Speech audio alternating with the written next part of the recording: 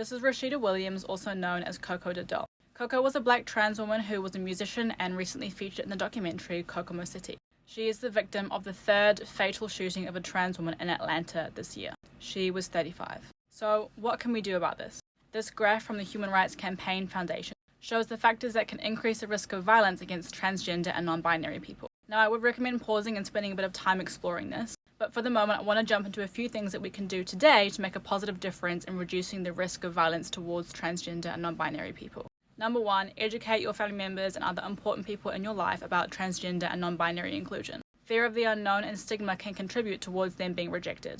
But if we openly celebrate transgender and non-binary people and leaders, we can help to reshape this narrative. Secondly, support and elevate transgender and non-binary voices in the media. Social media makes it really easy for us now to share their stories and lived experiences within our own communities and social circles. Now, I'd really recommend checking out Skylar Baylor at Pink Manta Ray. So he's an advocate for trans inclusion and has a lot of great educational resources on his Instagram. And he also shares some of his own lived experiences. So sharing his content on your own network can help start important conversations and make others aware of the important work that he's doing. And thirdly, kind of leading on from this, is actively voice your support for the transgender and non-binary community. There's a lot of harmful rhetoric out there that seeks to dehumanize those in this community, and you can help by educating those who engage in this rhetoric. Challenge any anti-trans jokes or comments that you hear. Your voice matters. Now, these are just a couple of ideas to get you started. I definitely recommend checking out the rest of this report because they've got a lot of actionable steps and really cool infographics to help break down this topic further.